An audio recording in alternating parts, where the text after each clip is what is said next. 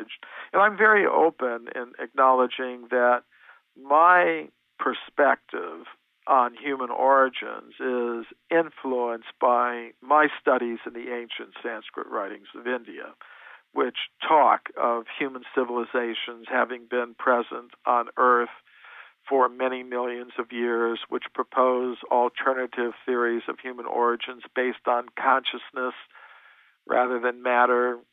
They propose the idea we didn't evolve up from matter, but we've devolved or come down from a level of pure consciousness. So, I'm very open in acknowledging what kinds of ideas are governing my approach to archaeology and the whole question of human origins. And everybody has to do some knowledge filtering. That's a fact. We don't just accept anything anybody tells us about anything. We do have to have some standards for evaluating testimony and evidence and things like that.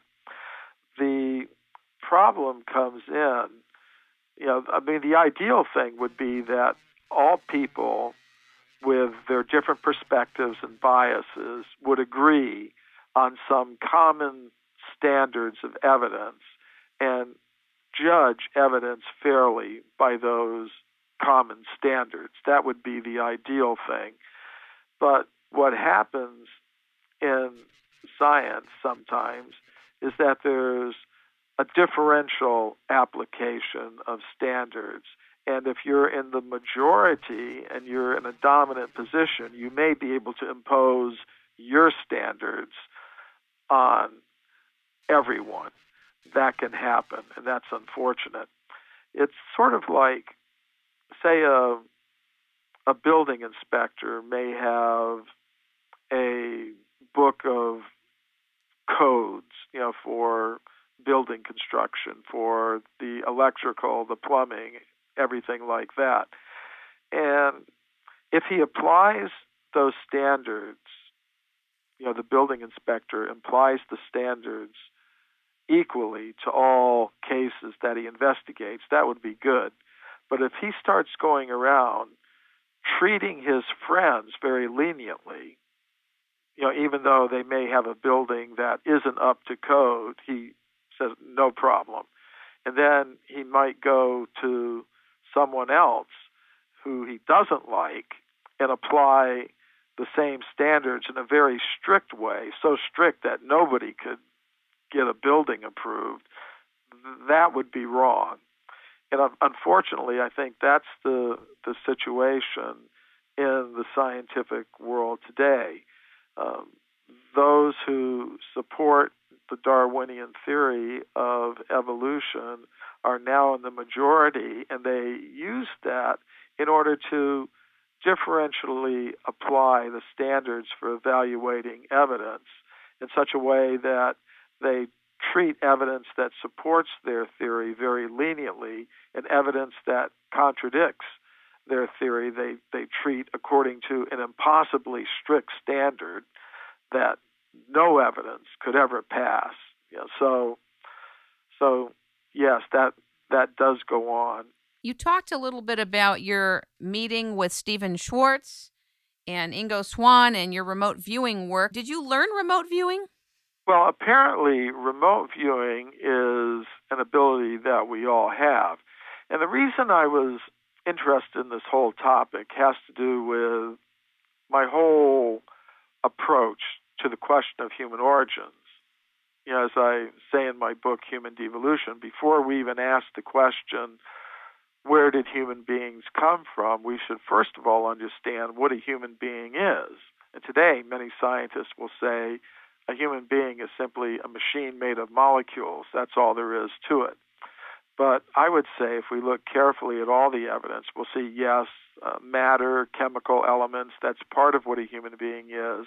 But beyond that, there's a subtle mind element with some very unusual paranormal powers, like remote viewing.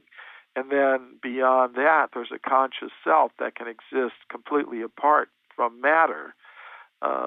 So this remote viewing is a power, I believe, that is part of the mental equipment of every human being. It's very exciting. I want to learn it. I interviewed Paul Smith, who was with the Stargate Project, and the author Lynn Buchanan, also of The Seventh Sense. It was so fascinating. And I would imagine remote viewing can be utilized to look at archaeology as well. Yes, that's true. Stephen Schwartz was, in the 1970s and 80s, a member of the Stanford Research Institute. And he was one of the people who was involved in the government remote viewing program. The American government during the 1970s and 80s began using remote viewing in the military and civilian intelligence agencies. Let me just say to the audience, remote viewing is a tool and a methodology to locate any data, any event, any information, any experience that was had in the past, the present, and for really good remote viewers in the future. So we are all connected in to an infinite timeline, but it's all recorded and we can access that through this protocol. Yeah, that's also doesn't work just through time, but just at distance. For example, Correct. If you want to know what's going on a Russian military base in some underground building they've got that you can't see with a satellite, these remote viewers were able to do that. And that's why the government spent millions of dollars on this program. They still may be doing it. They haven't admitted it. I think they're still doing it. It's been admitted that they did it in the 70s and 80s, 1970s and 1980s. That's documented that they did that. And Stephen Schwartz was part of that. And then after he left the government programs, he started doing it for other purposes, including archaeology. He was part of a project which located, by remote viewing, some archaeological discoveries off the coast of Egypt, underwater, off the coast of the city of Alexandria. So I happened to meet Stephen Schwartz in Montreal at a conference where we were both speakers. I was speaking about my work, he was speaking about his. And, I went to his lecture on remote viewing, and he was saying that this is an ability that we actually all have, and it can be developed. So then there was a workshop, and I went to the workshop, just to see what it was like.